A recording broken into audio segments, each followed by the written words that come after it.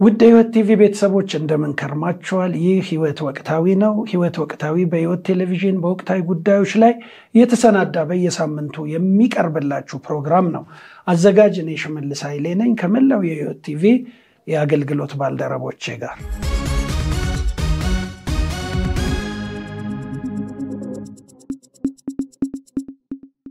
ዛሬ የወላይታ ዞን አመራሮች ከኔ ጋር አሉ።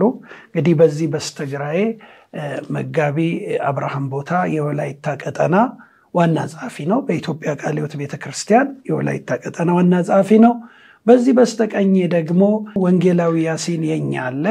በኢትዮጵያ ቃለ ሕይወት ቤተክርስቲያን የወላይታ ቀጠና ምክትል ዋና ጸሐፊ ነው። እንግዲህ ዛሬ ወላይታዎች ወደኛ ከተዋል። ሙሉ እዚህ ነው ያሉት። በጣም ነው ደስ የሚለን። ወላይታ ቀጠናን ስናስብ ሁሉ ጊዜ የህይወት ቲቪ ተባባሪዎች ያለውን ራዕይ የሚጋሩን በመሆናቸው እጅግ እንደሰታለን።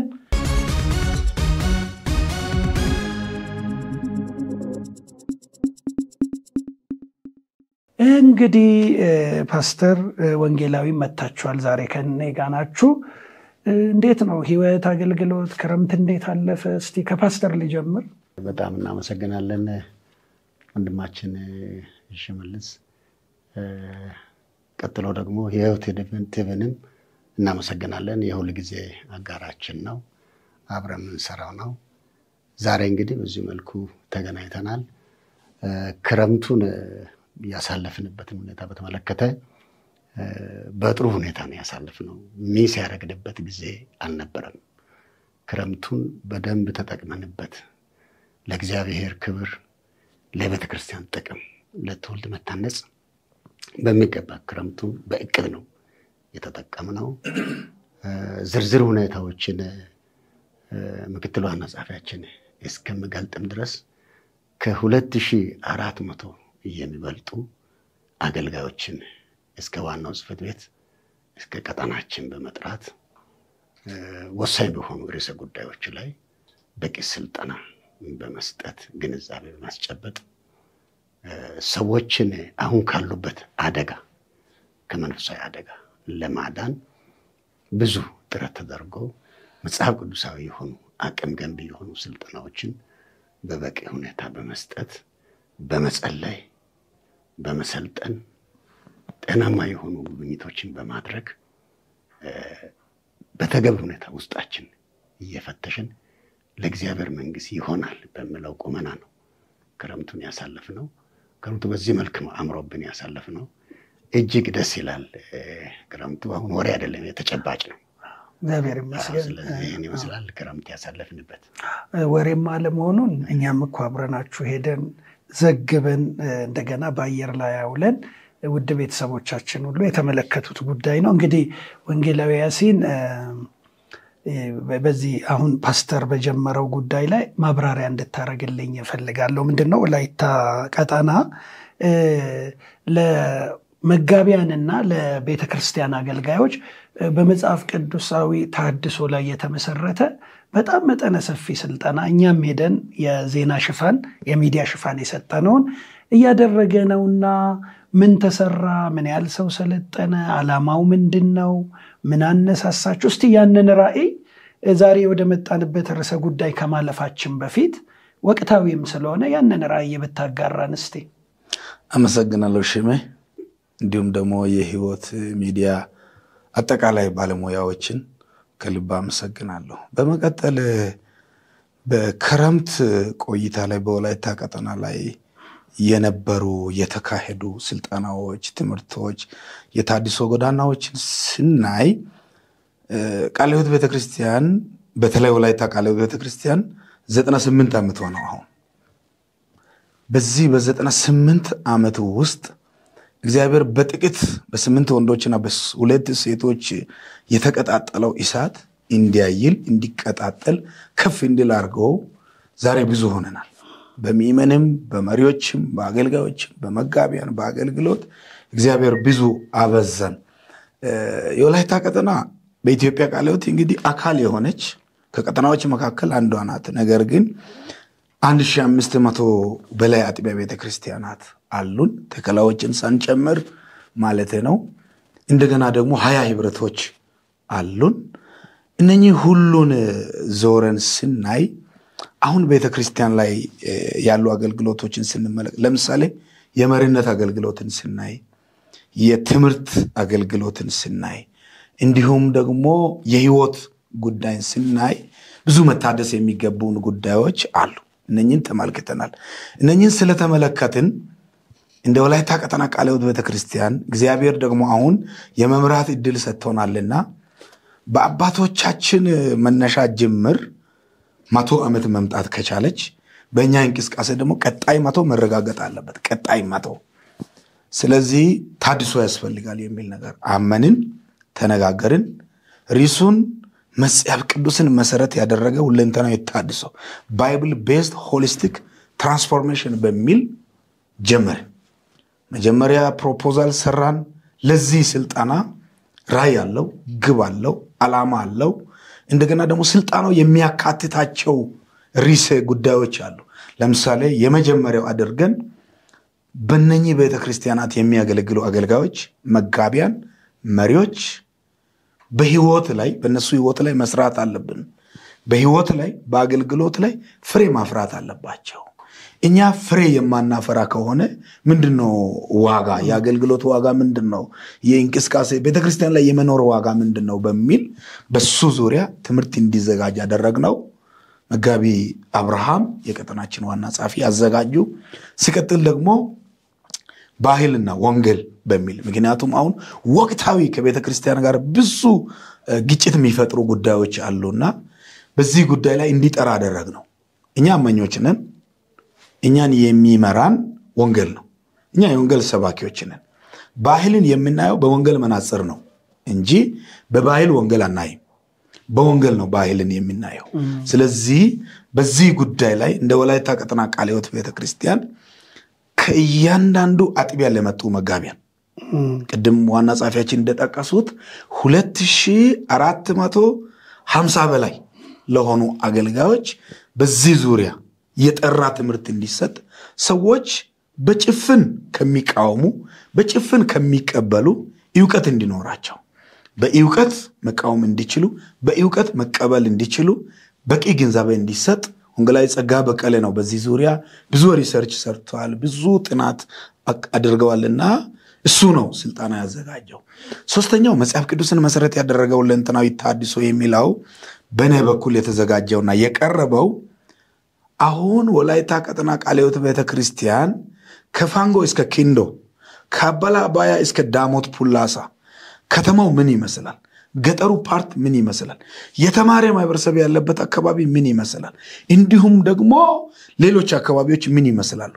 ወደ ቤተክርስቲያን ስንወርድ መጽሐፍ ቅዱስን የተማሩ መጋቢያን በቂ መጽሐፍ ቅዱስ ዕውቀት ያላቸው መጋቢያን የሚመሩባት ቤተክርስቲያን ምን ትመስላለች?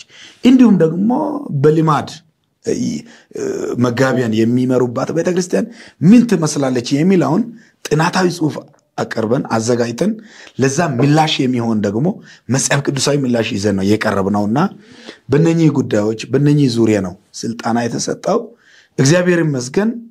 በዚህ ስልጣና በወላይታ ብቻ ነበርኛ ያሰብነው። ግን አሁን ሚዲያው አለ፣ ምኑ አለ፣ መረጃው መቀባበሉ አለ፣ የእናንተ ዜና አለና ተጨማሪ ሰዎች መጡ።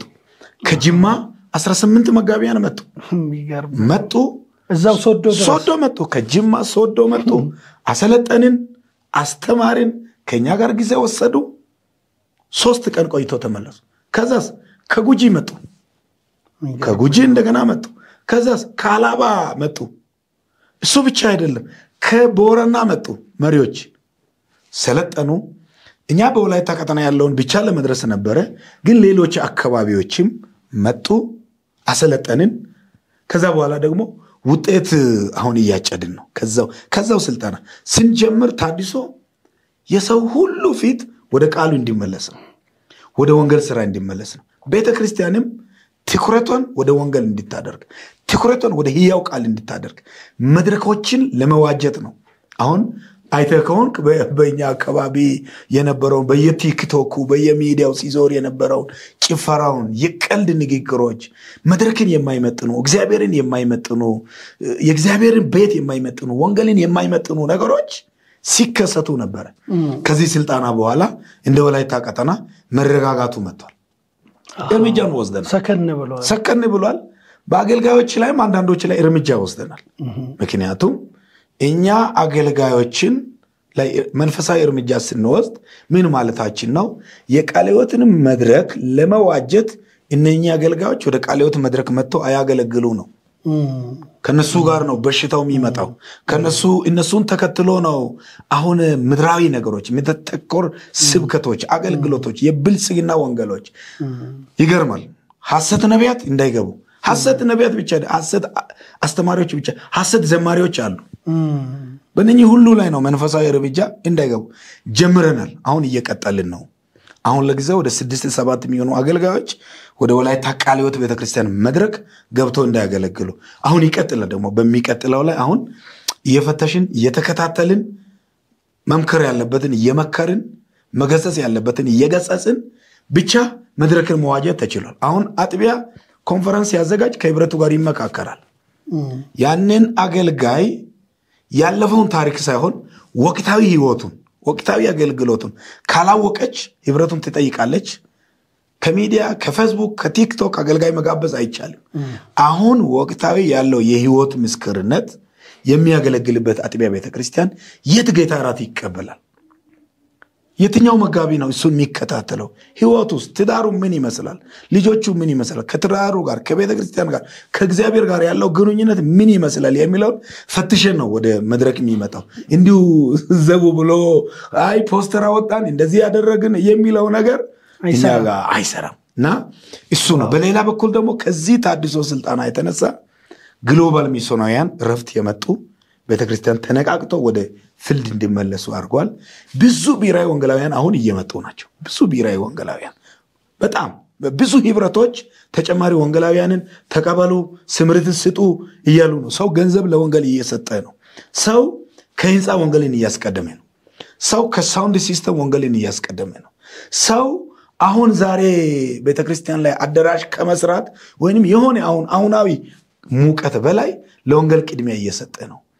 መድረኮቻችን በእግዚአብሔር ቃል አሁን እየተሸፈኑ ናቸው። ይሄ ፈትሸን አይተን ዳር እስከ ዳር ወላይታን ጥናት ካደረግን በኋላ ለሚቀጥለው 100 ይሄን ቃል ይደግማሉ ለሚቀጥለው 100 ቤተክርስቲያንን ለማዘጋጀት ቆርጠን በጽፈት ቤት ደረጃ ተነጋግረን በማናጅመንት ተነጋግረን በስራ አስፈጻሚ ተነጋግረን ፕሮፖዛል ቀርጸን በጠቅላላ ጉባኤ ጸድቆልን ከዛ በኋላ ነው ወደ ስራ የገባነው። አሁን አይቆምም ይቀጥላል። ጥያቄ እሱ ላይ ነበር። ወንጌላዊ ያሲን ምንድነው ቀጣይነቱ ምንድነው ልልህ ነበር። እንግዲህ ውድ ሕይወት ቲቪ ቤተሰቦች ይሄ ጊዜ ቤተክርስቲያን በጣም የተቸገረችበት የብልጽግና ወንጌል አምልኮተ ሰብ እየገባ ብዙ መድረኮች እየረከሱ ከእግዚአብሔር ቃል ውጭ እየሄዱ ያሉበት ጊዜ ነውና ወላይታ ቀጠና ላይ የጀመረው የስልጣናና የታድሶ ሪቫይቫል ብዙ ሊያስተምረን ይችላልና ቀጣይነቱን ላነሳ ነበር። አንተ ጀመርከው። ቀጣይነቱ ላይ እነኚህ 2450 በላይ መጋቢያንን አገልጋዮችን የሴቶች አገልግሎት ተወካዮችን የወጣቶች አገልግሎት ተወካዮችን የልጆች አገልግሎት ተወካዮችን ጨምረን ካሰለጠንን በኋላ ይገርማል አቋም መግለጫ አዘጋጅተናል። ባለ 10 ነጥብ አቋም መግለጫ አዘጋጅተን በዚህ በሕይወት ቲቪም ቀርቧል። በማህበራዊ ሚዲያ ሁሉ በጣም በቃ ብዙ ሰዎች ተቀባብለዋል። ተጨማሪ ደግሞ በእያንዳንዱ አጥቢያ ላይ ይነበባል። ይሄ በ1500 በላይ አጥቢያ አሉን። በእነኚህ ሁሉ አጥቢያ ቤተክርስቲያናት ላይ ይነበባል። አሁን በላይ የሚለው ተከላዎች ምናምን ስላሉ ነው። አጥቢያ የተባለው ግን አሁን በወላይታ ቀጠና ላይ 1503 ናቸው። በእነኚህ ሁሉ ላይ የአጥቢያው ሰብሳቢ ወይንም መጋቢ ወይንም ጻፊ ይሁድ ጉባኤ ላይ እንዲነበብ ይደረጋል። ታች ድረስ ይወርዳል። አጥቢያ ላይ ይደረጋል። ያ ከተደረገ በኋላ ያ አቋም መግለጫ በእያንዳንዱ አጥቢያ ላይ ዶክመንት ሆኖ ይቀመጣል። ያ አቋም መግለጫ ደግሞ ቸርች መስተካከል ያለበትን አስቀምጧል። አገልጋዮች መከተል ያለባቸውን መሪዎች አስቀምጧል። ለምሳሌ በእኛ መድረክ ላይ ውሃ መሸጥ አይቻልም። ዘይት መሸጥ አይቻልም። መጽሐፍ ቅዱሳዊ ያልሆነ ገቢ አሰባሰብ ፈጽሞ የተከለከለ ነው። ፈጽሞ የተከለከለ ነው። ይሄ ብቻ አይደለም። አስተማሪዎች፣ ሰባኪዎች የእግዚአብሔርን ቃል የማያስተምሩ ከሆነ እነኛ አገልጋዮች አይጋበዙም። በቂ የእግዚአብሔር ቃል ዕውቀት ያላቸው። እሱ ብቻ አይደለም። አገልጋዮች የሚማሩባቸው መጽሐፍ ቅዱስ ስነ መለኮት ትምህርት ቤቶች ዕውቅና ያለባቸው መሆን አለባቸው። በኢትዮጵያ ደረጃ ዕውቅና ያላቸው፣ በአፍሪካ ደረጃ ዕውቅና ያላቸው፣ በዓለም አቀፍ ደረጃ ዕውቅና ያላቸው። ካልሆነ ምን እንዳስተማሪ አታውቅም። እዛ ተምር ያለው ይላል፣ እዚህ ይመጣል። እዛ የዋጣውን እዚህ መጥቶ ይተፋል።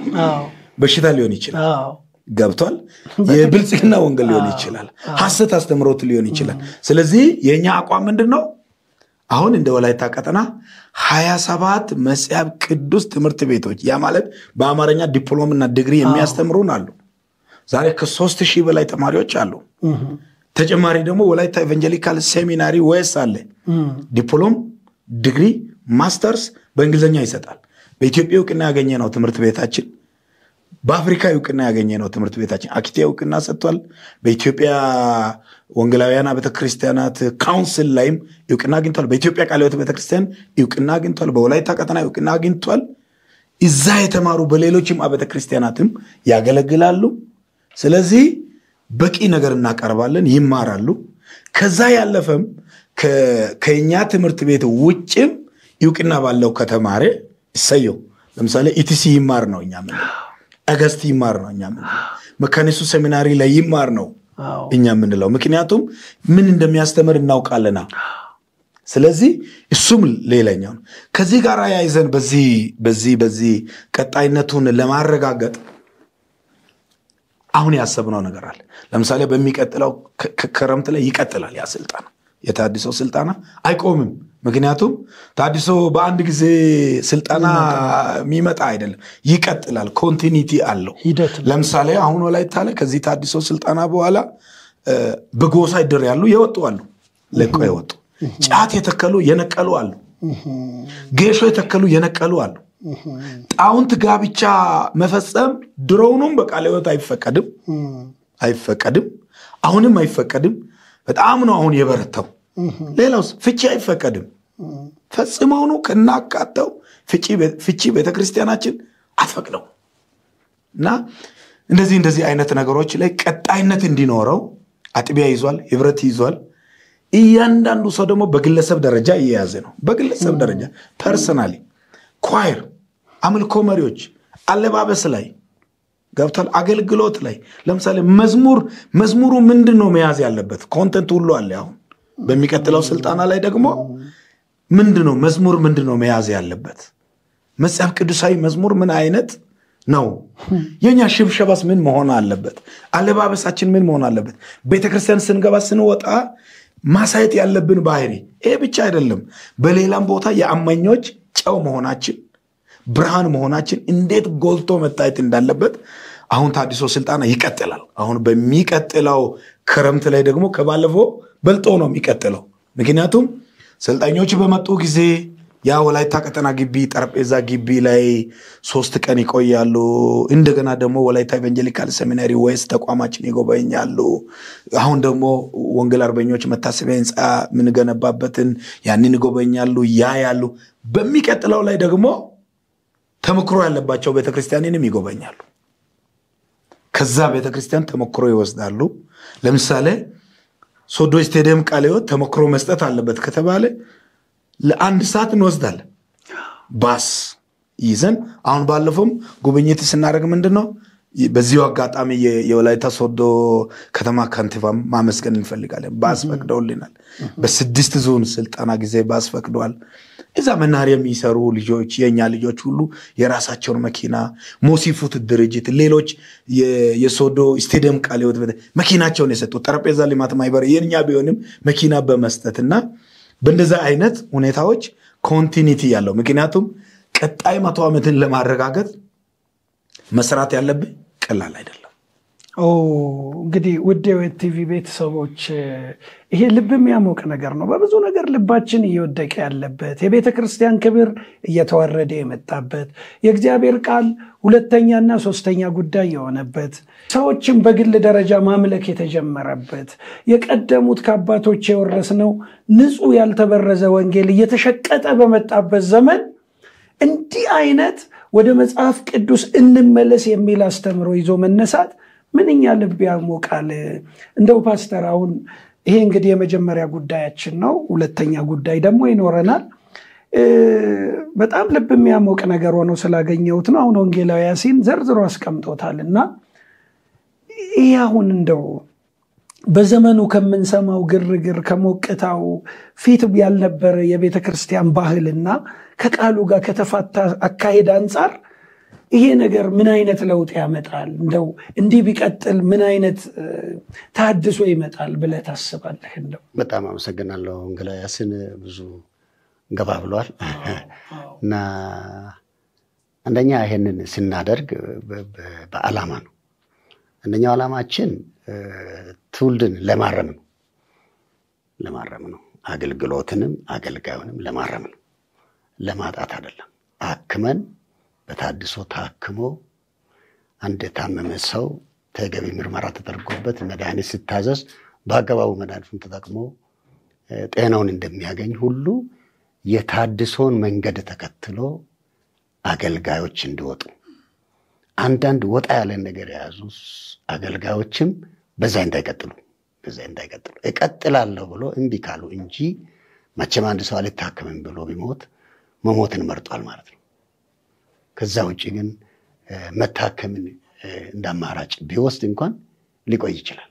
አገልጋዮችም እንደዚህ በታድሶ መንገድ ማለፍ አለባቸው። በታድሶ መንገድ ታድሶ እንግዲህ እየተነጋገረን እያስለጠነን የቆየነው ነው። ታድሶ እዛው ላይ መቀባባት ሳይሆን ታድሶ ተቆርጦ መድማት ነው። ታድሶ መቁሰል ነው። ታድሶ ጭካኔ ይጠይቃል። ታድሶ አዲስ ነገር ነው። ታድሶ ከቆየንበት አሮጌ ነገር መውጣት ነው። ስለዚህ አንድ ሰው ከቆየበት አሮጌ ነገር በአንድ ጀንበር አይወጣም። ሁለተኛ ታድሶ ደግሞ በፍጹም ያልተለማመደውን አዲስ ነገር ውስጥ መግባት ነው።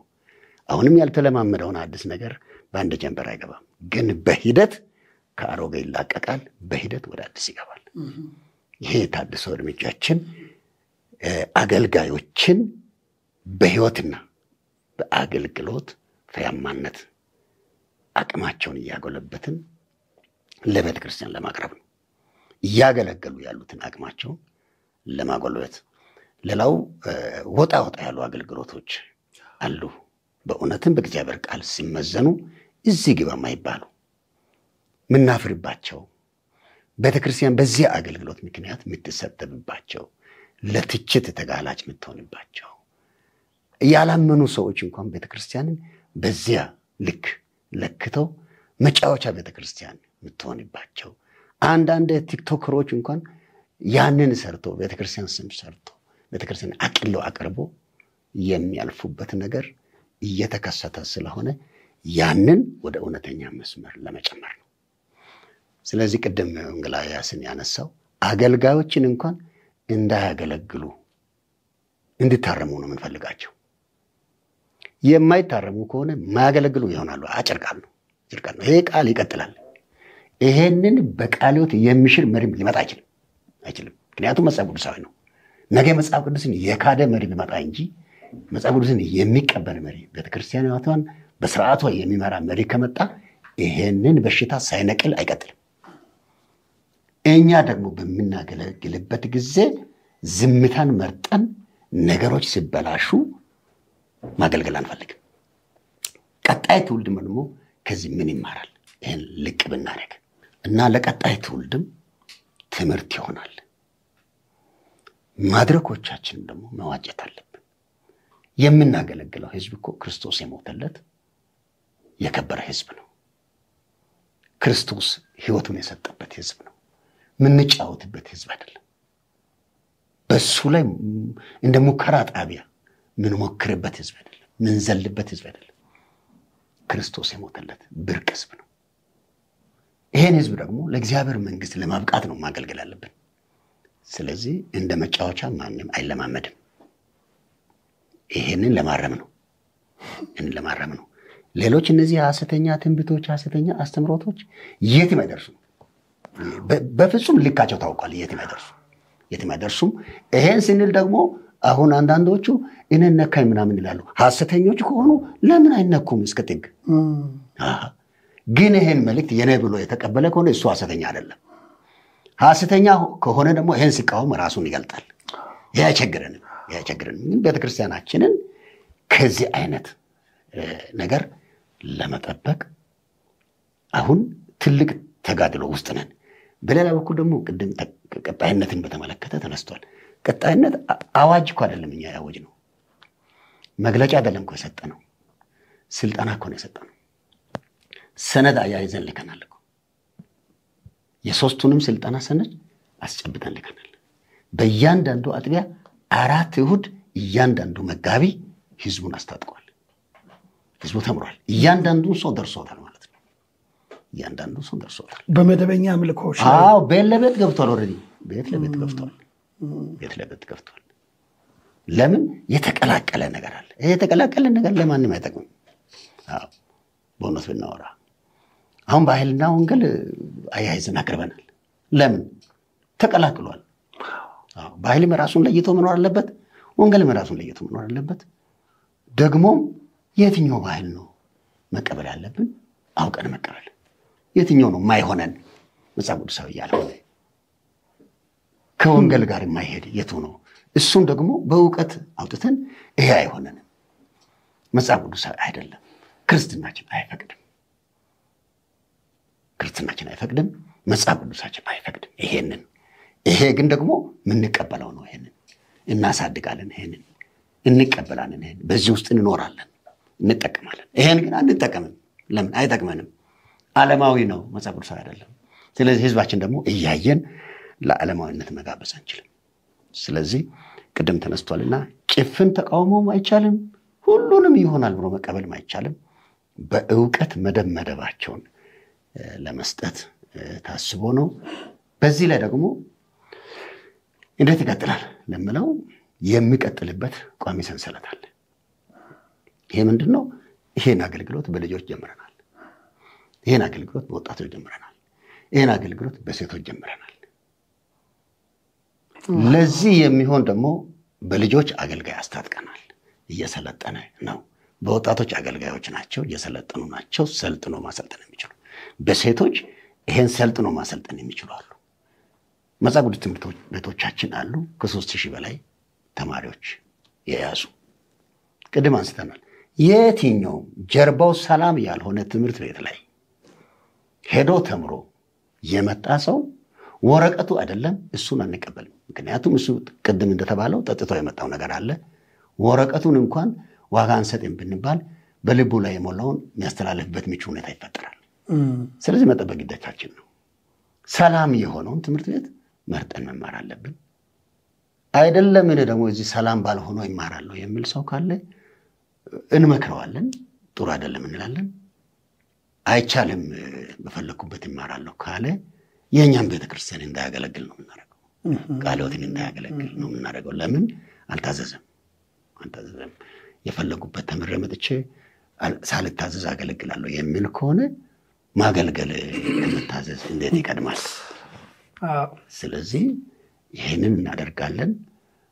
በሌላ በኩል ቅድም ብሏቸዋል ሐሰተኞች ይሄ ውሃ፣ ዘይት፣ የጨርቅ ቁራጭ፣ ቁልፍ ምናምን እነዚህ ያለ ተራ ነገሮች፣ ችርቻሮ ነገሮች አይቀርቡም። በቃ ከዚህ በኋላ አለቀላቸው፣ አይቀርቡም። አቋም ነው ያዘ የለም። ከዛ ላይ ይሄንን የሚያራምድ ይሄንን የሚያስኬድ ይሄንን የሚደልል መጋቢ ብናገኝ መሪ ብናገኝ ማን ቢሆን ከቤተክርስቲያን እሱ ለኛ አይበልጥም።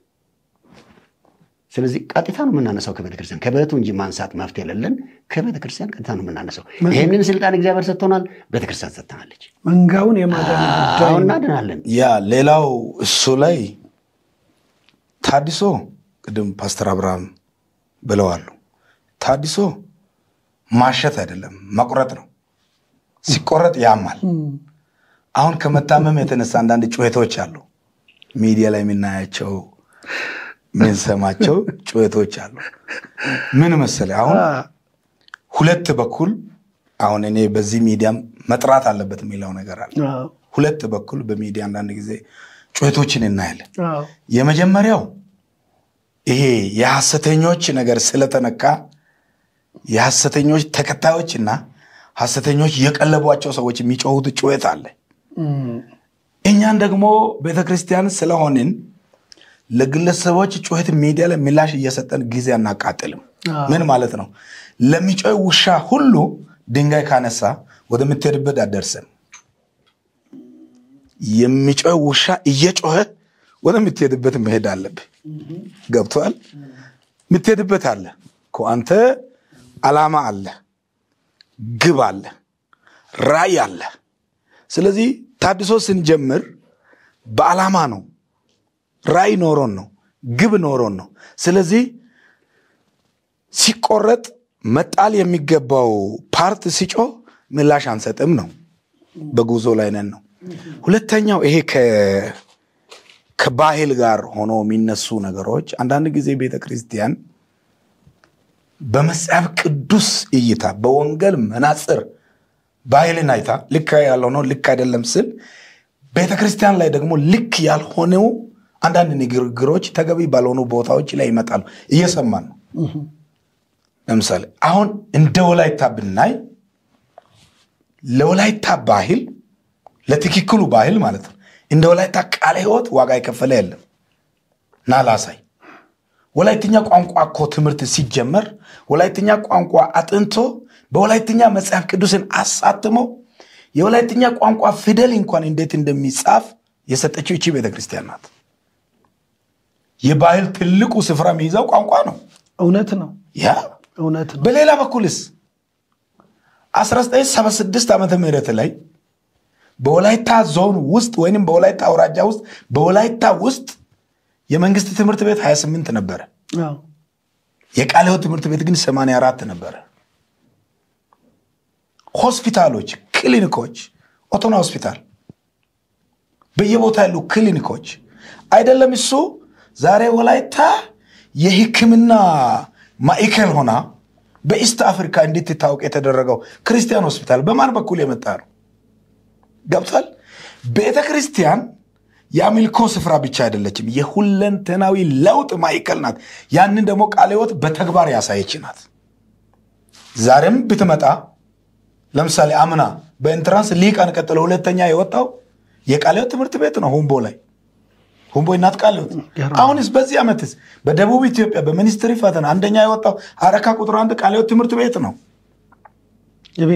የቤተክርስቲያን ሌሎችንም በየህብረቶች በየአጥቢያ በየወረዳ ከተማ ያሉ የቃለ ሕይወት ትምህርት ቤቶች ቢፈተሹ ልጆች በስነ ምግባር በእውቀት በብቃት በቋንቋ ሳይቀር የሚያድጉበት ሆኗል ይሄ ቤተክርስቲያን ለእግዚአብሔር ክብር ለመጽሐፍ ቅዱስ ለወንጌል እውነት የማይመች የትኛውም ነገር ሲመጣ ደግሞ ቤተክርስቲያን ወደኋላ አትልም ተጋፍጣለች ከጣሊያን ጋር ተጋፍጣለች አላሸነፋትም አሁን ቸርች ናት ያለችው እንጂ ጣሊያን የለም እንደና አባባ ዋንዳሮ ታሪክ ነው ዛሬ የአፍሪካ ሐዋርያ ተብሎ የወጣው እንጂ ወላይታ ውስጥ መጥቶ ጣሊያን ያደረገው ያ ክፋት አይደለም ሌላውስ የኃይለ ሥላሴ መንግስትስ ፕሮቴስታንት ይውጣ ሲባል እኮ እነ አባባ ዋንዳሮ እነ ዳና ማጃ እነ አባባ ማርኪና እነ አባባ ባንጫ እስከ ቤተ መንግስት ድረስ መጥተው ለምነው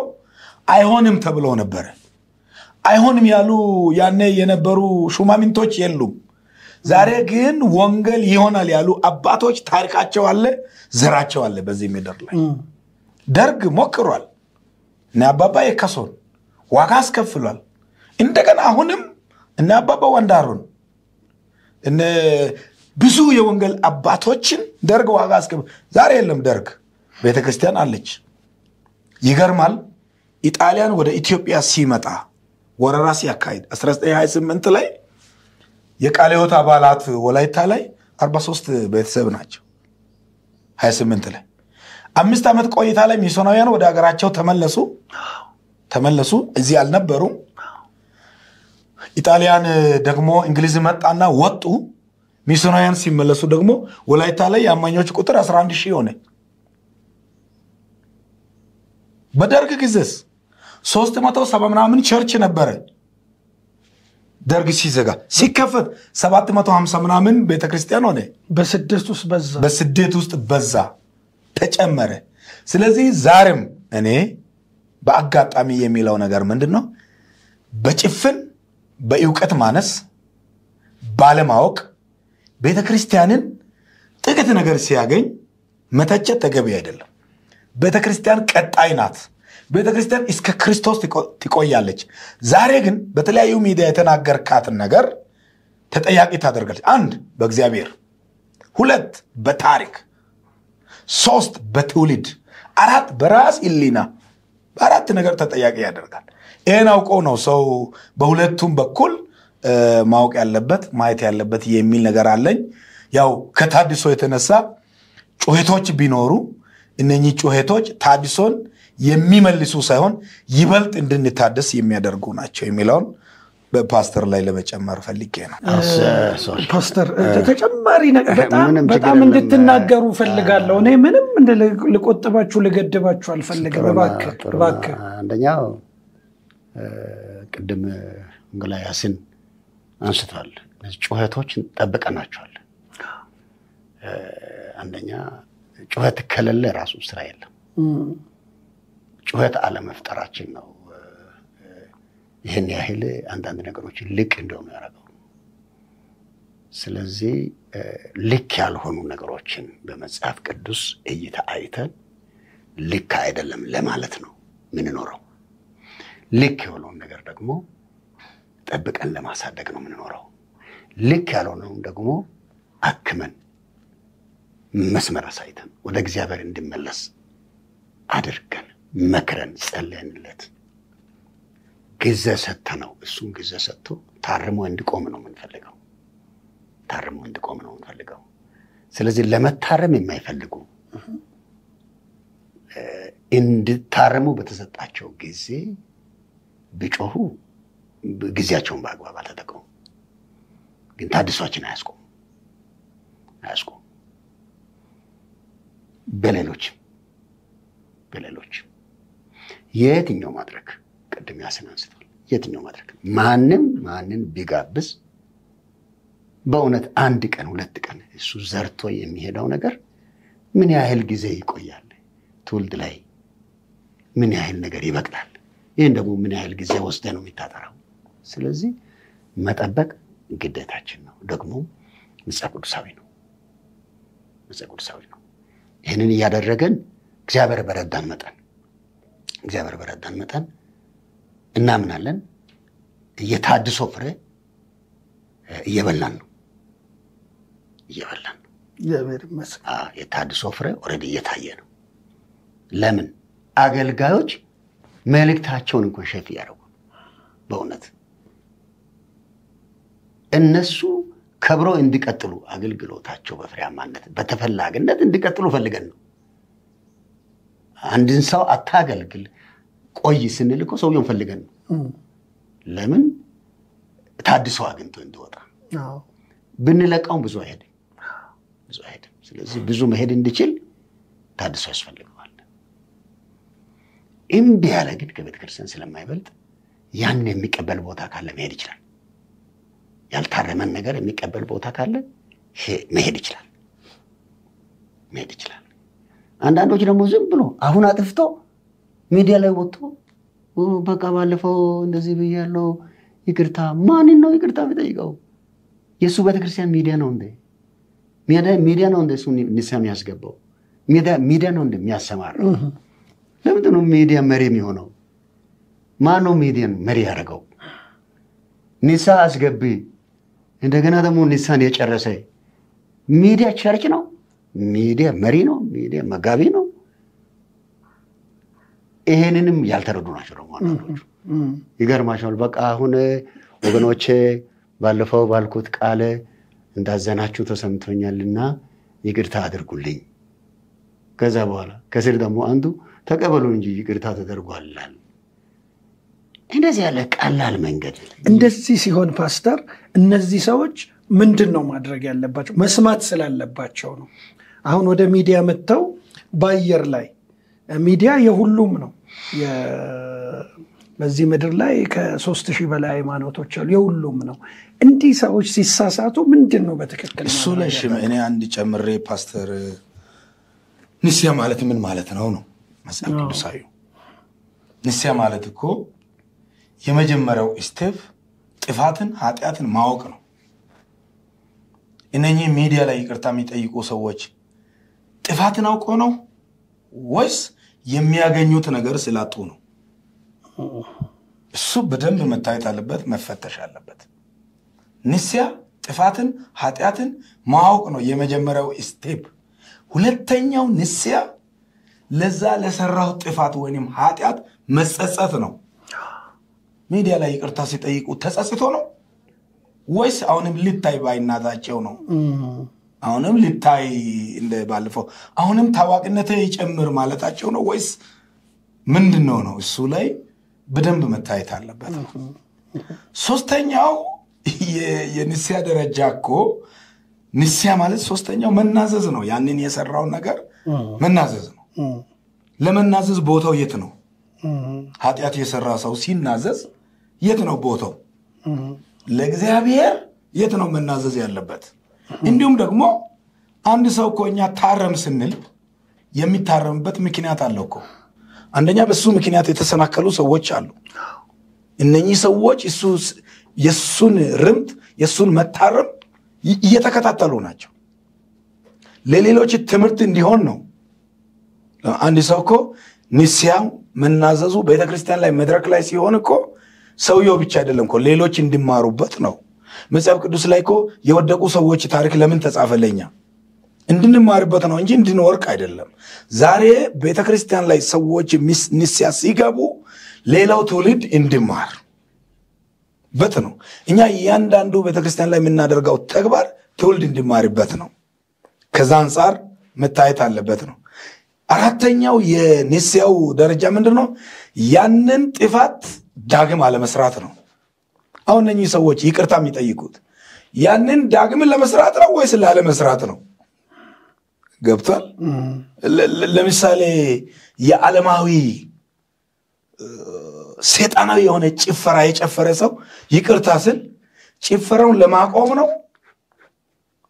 አላስፈላጊ ቃላትን መድረክ ላይ የተጠቀመ ሰው ይቅርታ ስል ያንን ቃላት ተመልሶ ላለመጠቀም ነው ይቅርታው? ወይስ አሁን እንደገና ቅድም እንዳልኩት የሆነ የቀረችብኝ ነገር የተጎዳውት ነገር አለ እሱን እንዲካካስ ነው? ስለዚህ በዚህ በአራት ነገር አንክል ሰዎች ሚዲያ ላይ መጥተው ይቅርታ ስሉ ይቅርታውን ከመቀበል በፊት ነገሮቹን በእግዚአብሔር ቃል መለኪያ ማየት አለብህ። ሞቲቡ ምንድነው? ለምን ዓላማ ነው የሚለው ማየት አለብህ። ስለዚህ አንድ ሰው ቤተክርስቲያን ይኖረዋል፣ አምልኮ የሚያካሂድበት ህብረት የሚያደርግበት ቤተክርስቲያን ይኖረዋል። ከዛ ህብረትን ለመፍጠር ያ ቤተክርስቲያን ቲክቶክ ነው ያለው፣ ያ ቤተክርስቲያን ፌስቡክ ላይ ነው ያለው፣ ያ ቤተክርስቲያን ቴሌግራም ላይ ነው ያለው። በዚህ ዘመን የተመሰረተ ካለ የዛ አባል ከሆኑ ማይቢ አይዶ ነው። ግን ህጋዊ የቅዱሳን ህብረት ያለው ሰው እነኚህ መሪሆችን፣ አካሄዶችን፣ ደረጃዎችን ተከትሎ ነው መሄድ ያለበት የሚለውን ለመጨመር ነው። አመሰግናለሁ። በጣም ይገርማል። እንግዲህ ማወቅ፣ መጸጸት፣ መናዘዝና አለመድገም የሚለው ነው ፓስተር። እነዚህ ሰዎች አሁን ወንጌላዊ ያሲን ያስቀመጠው ነገር አለ። እስቲ በሱ ላይ አንተ የጀመርከውን። እኔ አንድ ሰው ሚዲያ ላይ ይቅርታ የሚለው አግባብ ራሱ ሚዲያ ላይ ጥፋቱን ለቆ በሚቀጥለው ቀን ደግሞ ይቅርታ አድርጉልኝ ስል የሚጫወት ይመስላል። ሁለቱም ሚዲያ ላይ የተጠኑ ናቸው። ትላልቅ ሰዎች ናቸው ይህንን ትምህርት ያስተላለፉት። አይታረሙም። ዛሬ ጥፋትን ይለቃሉ። ከስር ደግሞ የሆነ ኮሜንት ላይ ምናምን ላይ ትችት ይለቀቅባቸዋል። አማካሪ አላቸው።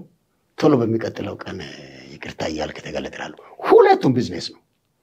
ህዝብ ለማሳሳት ሁለቱም ቢዝነስ ነው። ሁለቱም የህዝብ አንደኛው ጥፋትን ለቆ ደጋፊ ተቃዋሚ ያገኛሉ። ከዛ ከስር ይጻፋል። ከዛ ደጋፊያቸው ሁሉ ቅሬታ ምናምን ያሰማል። ከዛ አማካሪያቸው ደግሞ አይ አንተ ቶሎ ብለህ ይቅርታ ጠይቅ፣ ተከታዮችን ልታጣ ነው የሚል ይመጣልና ቀጣይ ቀን ደግሞ እንደዚህ ሆኜ ባለፈው ያልኩት ነገር ላይ ተጸጽቻለሁና የእግዚአብሔር ህዝብ ያላችሁበት ይቅር በሉኝ ብሎ ይላል። መማር የለበትም ከጥፋቱ ለመመለስ። ሲጀመር እንዴት ዛሬ ጥፋተኛ ሆኖ ነገ ደግሞ በቅቻለሁ ይላል? ጥፋተኛን እየቀጣን አይደለም? ስርዓት ያለን ቤተክርስቲያን አይደለን? እንደ ጥፋቱ መጠን እኮ የሚቀጣ ስርዓት አለን። 3 ወር ምንለው አለ እኮ እንደ ቃሉ 6 ወር ምንለው አለ 12 ወር ከዛ ከፍ የሚላል ወደ አመራርና ወደ አገልግሎት ይሄን ያህል ጊዜ ቆይቶ ይምጣ የሚል ስርዓት አለ። ሰኞ ያጠፋ ሰው ማክሰኞ አገልግሎት ለመቀጠል መሃል ላይ ያለውን ክፍተት ህዝብን ከጎዳ በኋላ የእግዚአብሔር ማድረግ ከተጫወተ በኋላ ስለዚህ ሚዲያ ላይ ይቅርታ አድርገናል። ይሄን ጥፋት አምኖ አስተምረን ገስጸን አሁን ወደ አገልግሎቱ እንዲገባ ፈቅደናል። ንስያ ጊዜ ራሱን የሚያይበትን ጊዜ አግኝቷል፣ ታርሟል ብላ ቤተክርስቲያን ናት የእሱን ንስሐ አስፈላጊ ከሆነ ለሚዲያ የምታቀርበው እንጂ ራሱን በራሱ ማከም አይችልም። በጣም በጣም በጣም ትልቅ እንትን ይሄ ትልቅ ስህተት ነው። ይሄ ከሆነ ሚዲያ መጋቢ ነው። ይሄ ከሆነ ሚዲያ ቤተክርስቲያን ነው የሚሆነው። ይሄ ከሆነ ሚዲያ መሪ ነው። ሚዲያ መሪ ከሆነ ነው መሪ አያስፈልግም። ሚዲያ መጋቢ ከሆነ መጋቢ አያስፈልግም። ሚዲያ ቤተክርስቲያን ከሆነ ቤተክርስቲያን አያስፈልግም። ስለዚህ ሚዲያ የመፍትሄ አካል መሆኑ ቀርቶ የችግሩ አካል ይሆናል ማለት ነው። አጠቃቀም ላይ አጠቃቀም አንድ ቤተክርስቲያን ላይ ጥፋተኛ ነው ብላ ቤተክርስቲያን ጥፋቱን ተከታትላ ካገኘች ትመክረዋለች። ይሄ ጥፋት ነው ትለዋለች። ስለዚህ አሁን አንተ ይሄን ያህል ጊዜ ከአገልግሎት ትቆያለህ። ከዛ በቆይታ ውስጥ ደግሞ ትማራለህ፣ ህይወትን ታያለህ፣ ግል ጊዜን ከጌታ ጋር ትወስዳለህ፣ ብዙ ነገሮችን ወደ ኋላ ታያለህ። ለምን ይጠቅማል? ወደፊት ደግሞ ከታድሶ በኋላ ለመሄድ ከንስያ በኋላ ተስፈንጥሮ ለመሄድ ይጠቅመዋል። ሌላ ጊዜ ካረመች፣ ከመንገዱ ከመለሰች፣ ከተስተካከለ በቃ ጤናማ ልብን የተሰበረ ልብን ይዞ የንስያ ፍሬን ይዞ ከመጣ እንደገና ቤተክርስቲያን እውቅና ሰጥታ እንደዚህ ባለፈው አቅርበን ነበረ እሺ ብሎ ተቀብሎ እግዚአብሔርን ታዝዞ ቤተክርስቲያንን ታዝዞ የንስያ ጊዜውን ስለጨረሰ ቤተክርስቲያን አገልግሎቱን ፈቅዳለች የሚለውን አሁንም ያሰረ ይፈታል እንጂ እንዴት ነው? አንድ ሰው እኮ ፖሊስ ቢገባ በራሱ አይወጣም እኮ አሰራርን ተከትሎ ነው የሚወጣው። ስርዓት አለው። ስለዚህ ይሄ ስርዓት አልባኝነት ነው ባጭሩ። ስለዚህ የስርዓት አልባኝነትን ደግሞ አናጸድቅም፣ አንቀበል፣ ውልቅ ነው የሚሆነው። ይሄ ቤተክርስቲያን በስተጀርባ የሌለችበት ሰውየው ዛሬ አገርን በጥብጦ መንፈሳዊነትን ጎርቶ ያልሆነ መልእክት አስተላልፎ አንዳንዱ ደግሞ የጨፈረበት ፈጽሞ ሚዲያ ጋር ግንኙነት ከሌለበት አካባቢ ላይ ጨፍሮ ሚዲያ ላይ ይቅርታ ይጠይቃል። ትምህርት ያስተላለፈበት አካባቢ ሚዲያ ይጠቀሙ፣ ለጥቂት ሰዎች ደግሞ ሚዲያ ላይ ይቅርታ ይጠይቃል። ይቅር የሚሉም ሰዎች ስልጣን የሌላቸው ናቸው። ቤተክርስቲያን አይደሉም፣ ኮመንት ነው። ኮመንት ደግሞ መሪ አይደለም። ስለዚህ ይሄንን ሚዲያ አጠቃቀምም ላይ ቢሆን የበሰለ አስተማሪ ተቀባይነት ያለው ቢሆንና ሚዲያውን እግዚአብሔር ከሰጠን ጊዜ ከሰጠን ለእግዚአብሔር መንግስት ለወንጌል ስራ ትውልድን ለማነጽ መጠቀም ነው እንጂ መጫወቻ ማድረጉንም አንፈልግም፣ አንቀበልም። ስለዚህ ይሄን ቅድም ገባ ብያለሁና ሚዲያውንም እንደ ቤተክርስቲያን ነው የምንጠቀመው። እንደ ቤተክርስቲያን በአገባቡ ነው የሚጠቅመንን ፓርት ብቻ እንጠቀማለን። የማይጠቅመንን የማይመለከተንን አንጠቀም። አሁን አንዳንዶቹ ተንጫጭተው ቃሎት ብሎ ይጽፋሉ። እንደዛ ስለጻፉ ቃሎት ምንም አይልም። አንዳንድ ሰዎች ቃሎት ለምን ምላሽ አይሰጥም ይላሉ። ቃሎት እንዴት ለጎዳና ዳር ምላሽ ይሰጣል? የሚደግፉ ጤናማዎች ካሉ ልባቸውን ስለሞላ እውነትን ስለተረዱ መደገፍ ያለባቸው ነገር አገባብ አይደለም የሚለውንም ይጽፋሉ። ግን አሁን እንበል ቃሎት ያገደችው ሰው ኮሜንት የሚሰጠው ሰው አሁን ይገዳ ያስነሳል? በምን ይሰራል? ይሄ እኮ ነው። አይችልም። በነገራችን ላይ ፓስተር አንተ ትቀጥላለህ። ውድ የሕይወት ቲቪ ቤተሰቦች ሚዲያ የቤተ ክርስቲያንን ዓላማ ለማስፈጸም የተቋቋመ መንፈሳዊ ተቋም ነው። ሁሉም ለእግዚአብሔር ክብር ነውና ሚዲያ ለኃጢአት ሽፋን የሚሰጥ ቤተ ክርስቲያን ያላትን ስልጣን ኤክሰርሳይዝ እንዳትተገብር የሚያደርግ አቋም ካለው አካሄድ ካለው ይሄ ሚዲያ አይደለም። እኛ እንደ ቃለ ሕይወት ሚዲያ የሕይወት ቲቪ ከቤተ ክርስቲያን አቋም ጋር ነው የሚቆመው። ሕይወት ቲቪ ራሱ የተመሰረተው በቤተ ክርስቲያን በጀት ለቤተ ክርስቲያን ለታላቁ ተልእኮ ዓላማ ነው። እንግዲህ መንፈሳዊ ሚዲያዎች ሁሉ ራሳቸውን ሊፈትሹ ይገባል ማለት ነው። እና ሐሳብህን ቀጥል እባክህ። ሐሳብህ እንግዲህ አሁን ሰፋ ይላል። አሁን በነን ብቻ በሱም ብቻ ሳይሆን ከኛም በተሻለ በዚህ ዙሪያ እንደውም የተሻለ ጥናታዊ ነገር ለወደፊት በዚህ ሚዲያ ቢቀርብ የሚለውንም አስተያየት ሰጣለሁ። ሽሜ በሌላ በኩል በእኛ አሁን በተገለጠልን ልክ ሚዲያ አጥቢያም አይደለም፣ ሚዲያ መጋቢም አይደለም፣ ሚዲያ መሪም አይደለም። ሚዲያ ነው። ስለዚህ ምንድነው እሱ የተሰማውን ድምፅ ያሰማል። በውስጡ ያለውን ነገር ያሰማል። ልክም ይሆን ይችላል፣ ልክ ላይሆንም ይችላል። ነገር ግን የቤተ ክርስቲያንን ስልጣን ሊሻማ አይችልም። ድምፅን በድምፅ የሚሽር አይነት ስሜት ያለው እንዳይመስለው። አንዳንድ ሰዎች በጣም ሚዲያ ላይ ስሜታዊ ሆኑ። ትልቋን ቤተክርስቲያን 100ኛ ዓመት ልታስቆጥር ጥቂት የቀራትን ቤተክርስቲያን አንድ ሰው ተነስቶ ዝም ብሎ በቃ ሳምንታዊ ስድብ ይሰድባል። በእውነት ቀጣይ ሳምንት ደግሞ ስደብ ብለህ እንኳን ብትለው አይሰድብም። ግን እንደው በዚህ አጋጣሚ እንደው እንደ ምክር ነገር የሚለው ቤተክርስቲያን አሁን የሚመሯት እግዚአብሔር መሪ አድርጎ በሕዝቡ ላይ ያስቀመጣቸው መሪዎች ቤተክርስቲያኒቱን እየመሩ ናቸው።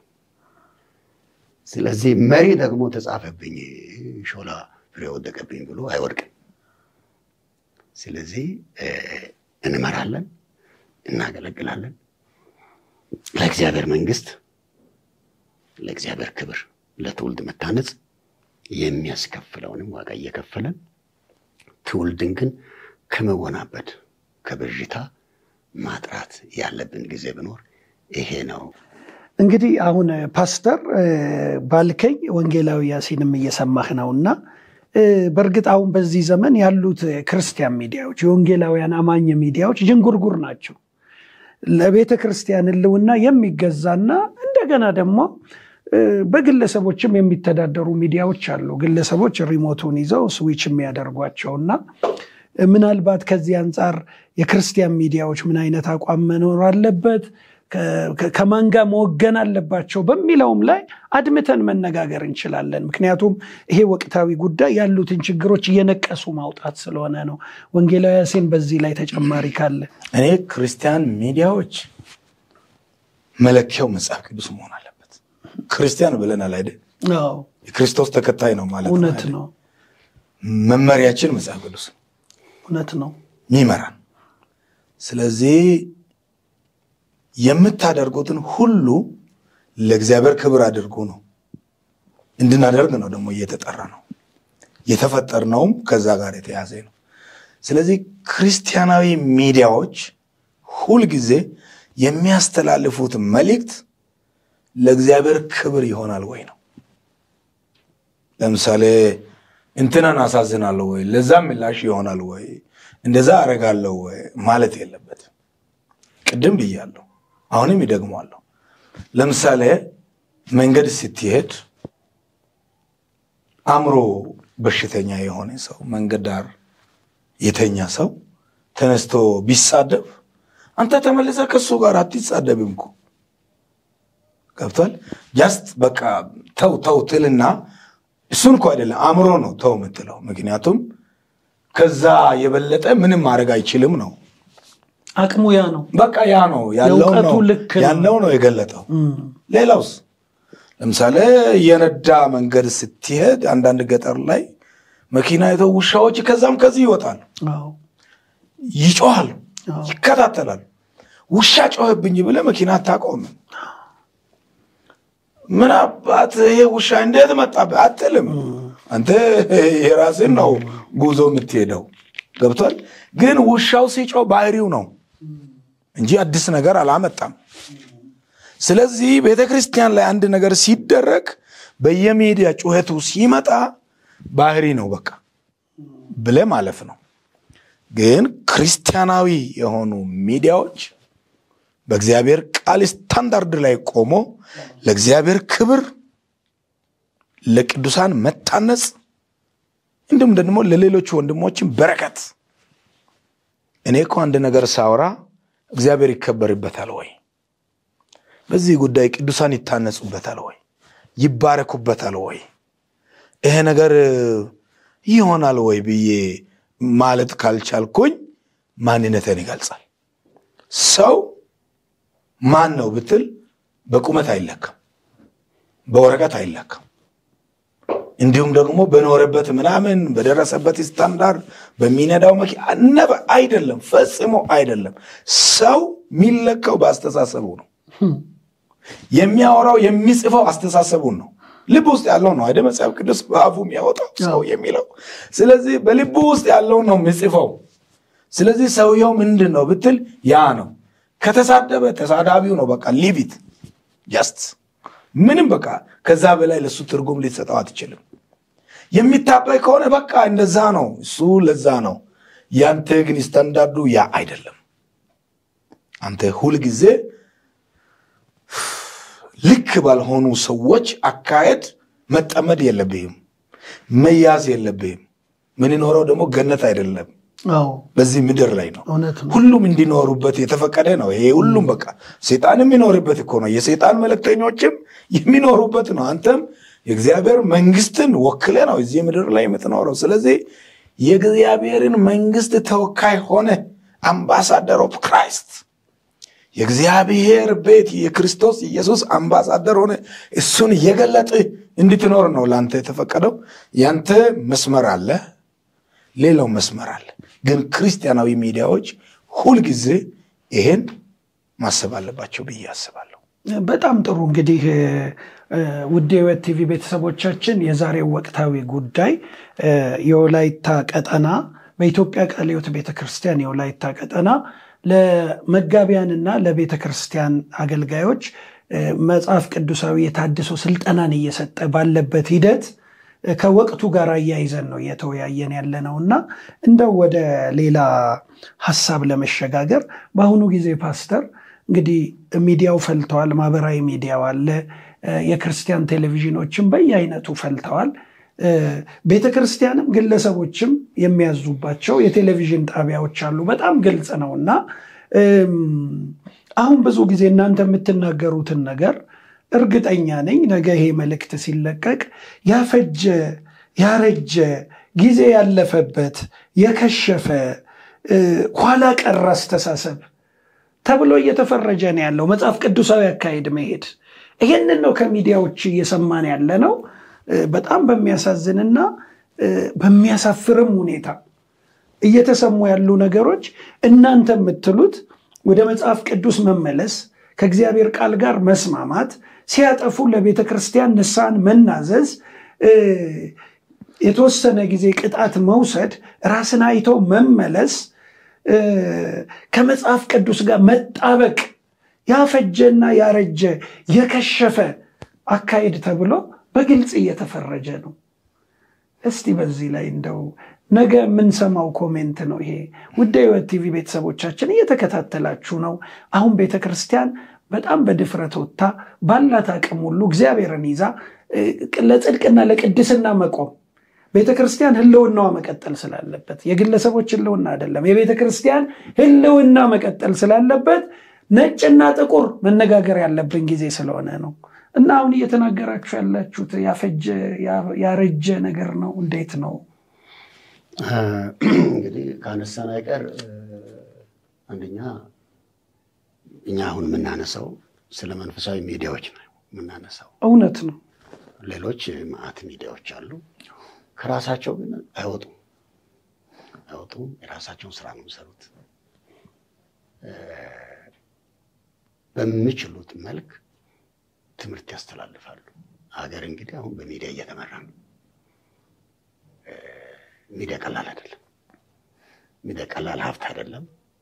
ሚዲያ አላስፈላጊ ነው የሚባል አይደለም።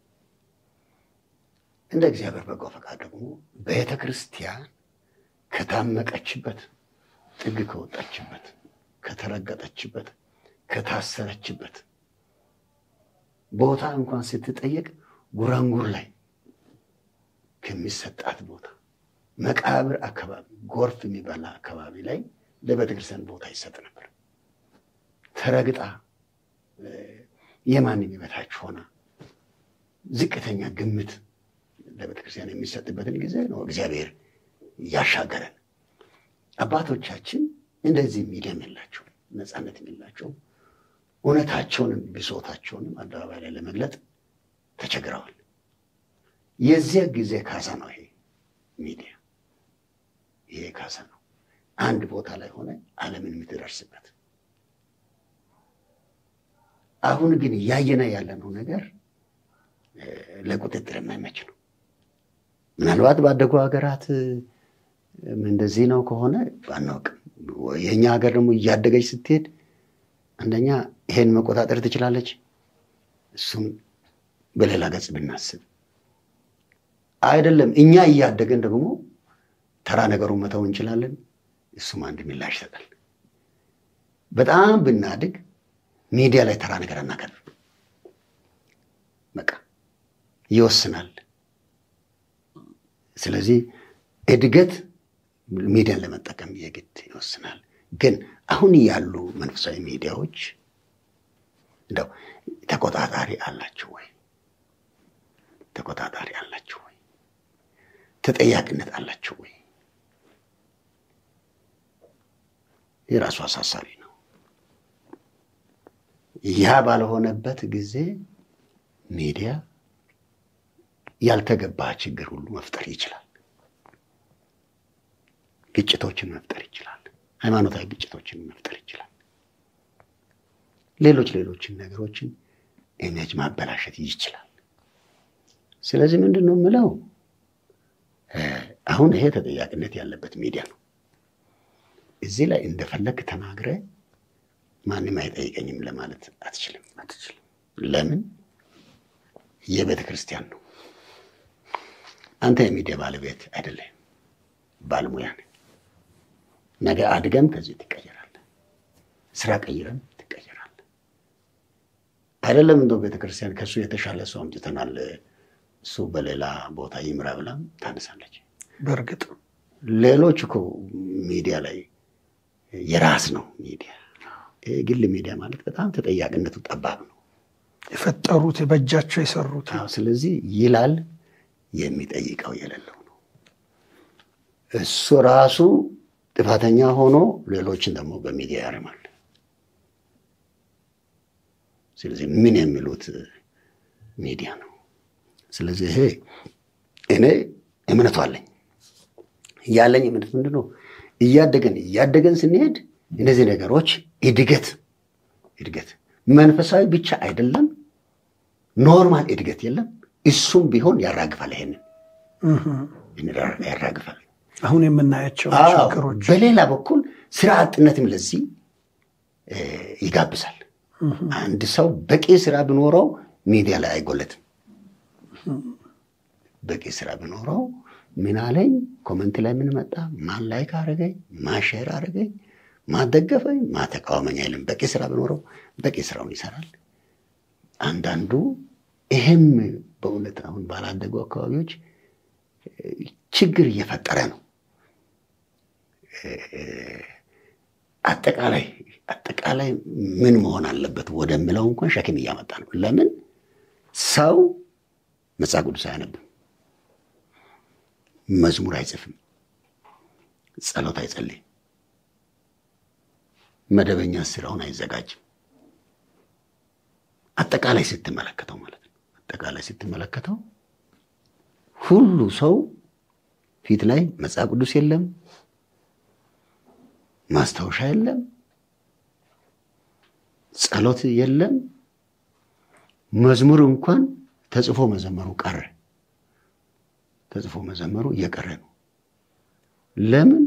ሰው አሁን የሌላን ሰው መዝሙር ለመለማመድ እንጂ የራሱን መዝሙር ለመዘመር የሚገባው ጥቂት እየሆነ ነው። ሚዲያ ብዙ ነገሮችን እየረዳ ብዙ ነገሮችን ደግሞ እየጎዳ ነው።